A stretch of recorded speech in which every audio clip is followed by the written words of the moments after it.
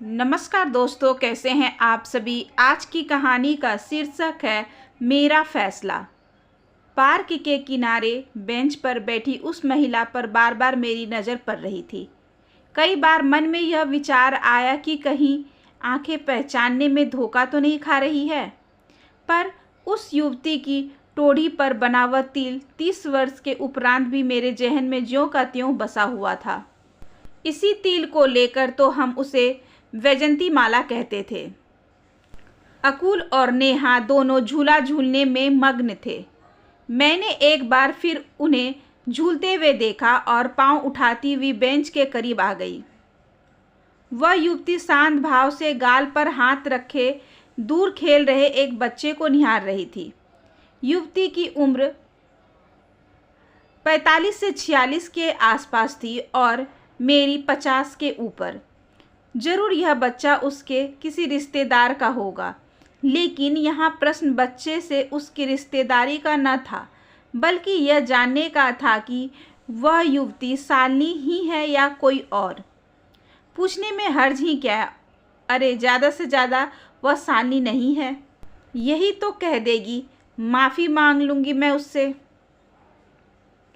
मेरे करीब पहुँचने पर उस युवती ने मुझे ऊपर से नीचे तक देखा। आंखों में एक पहचान लहराई, उसके और मेरी आंखों में एक विश्वास की लहर। शालिनी।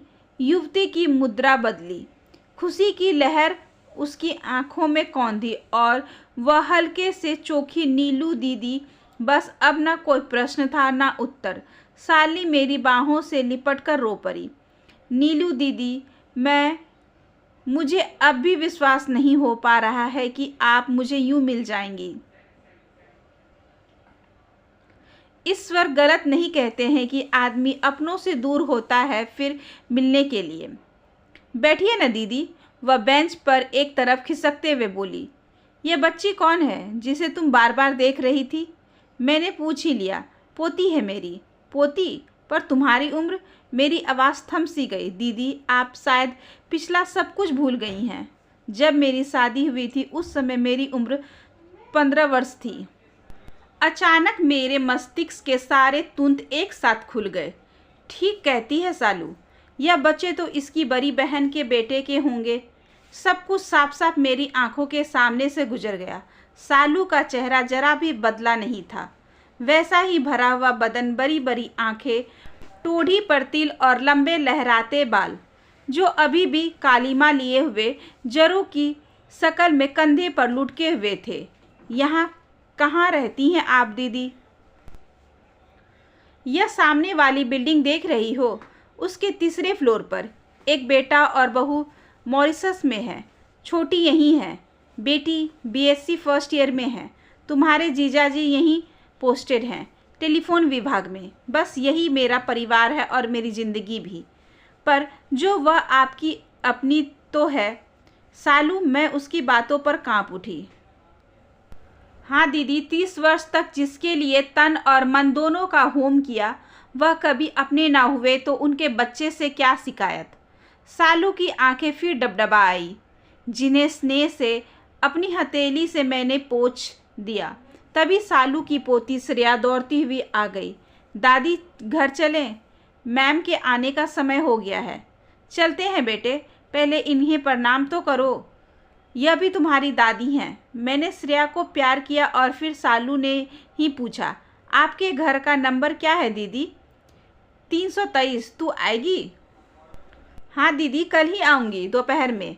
आपको कहीं जाना तो नहीं होगा? तू आएगी तो कहीं जाना भी होगा तो नहीं जाऊँगी। मैं कल तेरा इंतज़ार करूँगी। आंखें पोंछते हुए सालू उठ गई तो मैं भी दोनों बच्चों को लेकर घर आ गई। 2 बेटों और एक बेटी के साथ पति का सानिध्य में बम्बई आए हमें 10 वर्ष हो गए थे। देहरादून से यहाँ ट्रांसफ़र हुआ था नीलेश का। बेटा तब पढ़ रहा था। बेंगलोर से ही उसका अपॉइंटमेंट मॉरिशस में हो गया था। 7 वर्ष पूर्व ही उसका ब्याह हो गया था। 6 वर्ष पूर्व छोटे बेटे का भी ब्याह हो गया था। बेटी अभी 18 वर्ष की ही थी और बीएससी की फर्स्ट ईयर में थी। उसके लिए हाल ही में एक बड़े कपड़े के व्यापारी के इकलौते पुत्र का रिश्ता आया था। नीलेश तो नहीं चाहते थे, पर मैं चाहती थी कि यह रिश्ता हो जाए। पता नहीं ऐसा घर और वर फिर मिले या नहीं। घर पर नीलेश टेरेस पर लगाए फूलों को पानी देते हुए मिले। मुझे देखते ही बोले, कल मौका निकालकर इन पौधों पर दवा का छिड़काव कर देना। गुलमोहर के पत्तों पर कीड़े लग रहे हैं। मैं शांत रही। किसी से भी बात करने का दिल नहीं कर रहा था। खाना बनवाने में बहू की मदद करने भी उस दिन मैं रसोई में नहीं गई। बार बार सालू का उदास चेहरा आंखों के सामने तैर जाता।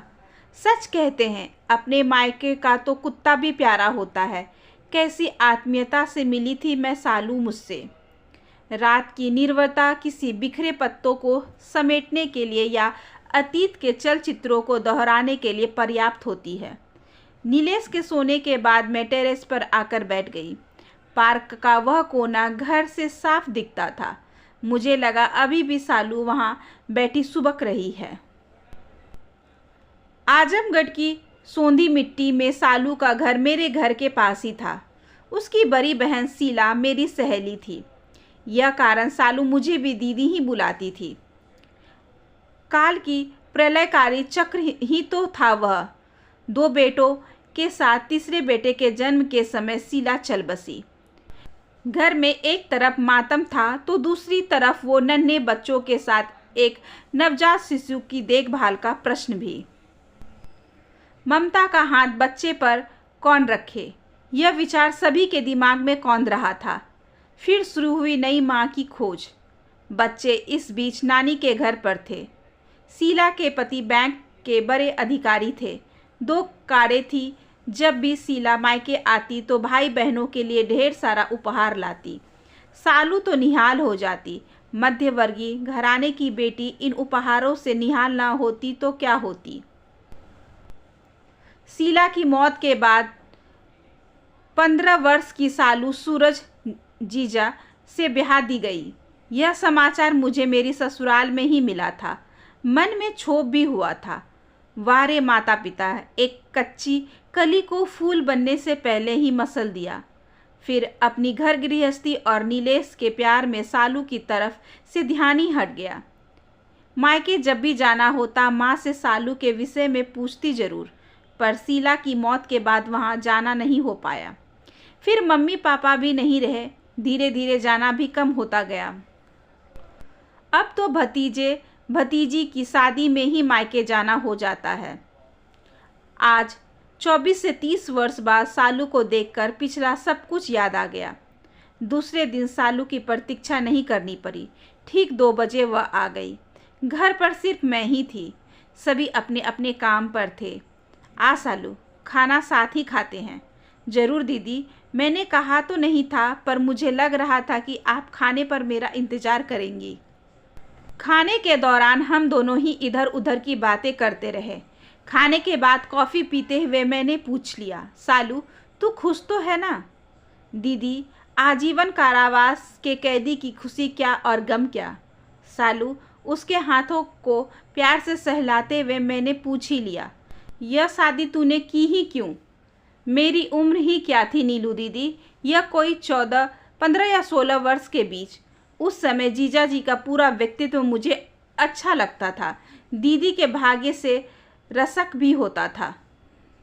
जीजा जी जब मुझे छेड़ने के लिए बाहों में भर लेते तो मैं रोमांचित हो उठती। क्या सही है क्या गलत, यह सोचने समझने की मेरी उम्र ही कहाँ थी। दीदी के बच्चों के साथ उनकी सूनी परिगृहस्थी में अपने ममतत्व से भर दूंगी, यही सोचा था मैंने। लेकिन कल्पना के सामने यथार्थ इतना कठोर होगा यह किसी ने मुझे बताया ही नहीं। दीदी के दोनों छोटे बच्चों के साथ 3 मास का नन्हा शिशु भी मेरी गोदी में डाल दिया गया। देर से सोकर उठने के बाद आराम से नहाने धोने वाली मैं अल्हड़ बाला नियम कानून से बांध दी गई। सूरज खर्राटे भरते और मैं रात भर नन्हे शिशु को कंधे पर लिए सुलाने की कोशिश करती। कभी कभी बच्चों की चीख पुकार से चिढ़ कर वह दूसरे कमरे में सोने चले जाते। मेरी जिंदगी घर, रसोई और बच्चों की परवरिश तक ही रह गई। रुपए और गहने से लदी अलमारी धरी की धरी रह गई। क्या करती मैं उनका। और तुम्हारे अपने बच्चे? मैंने डरते डरते पूछा, कहीं अपने शब्दों का सालू बुरा ना मान जाए। सालू हल्के से हंसी। अपने? दीदी ठीक पूछा आपने। पहले तो मुझे कुछ समझ ही नहीं थी। 2 वर्ष बाद जब मुझे कुछ समझ आया तब पता चला कि सूरज अपना ऑपरेशन करवा चुके हैं। मुझसे विवाह के पहले ही ऑपरेशन करवा चुके थे। ओह माँ, यह क्या अनर्थ हो गया तेरे साथ। मेरी आवाज़ में घुला रोष स्पष्ट झलक आया। पत्नी के सबसे बड़े अधिकार से सूरज ने इसे वंचित कर दिया। तो सूरज तेरे साथ रहते हैं ना? अब इस उम्र में कहाँ जाएंगे। 2 वर्ष पूर्व उन्हें दाहिनी तरफ लकवा हो गया। चलने फिरने में दिक्कत होती है उन्हें। दोनों बेटों ने शादी अपनी मर्जी से की है। तीसरा बेटा कनाडा में है। बच्चे माँ बोलते हैं मुझे, पर माँ का दर्जा कभी नहीं दिया। शुरू से उन्हें बाहर वालों ने और रिश्तेदारों ने यही समझाया कि मैं उनकी सगी माँ नहीं हूँ। अब तो सब कुछ सहने की आदत बन चुकी है। पोते पोतियों के बीच अपना दुख भूल जाती हूँ।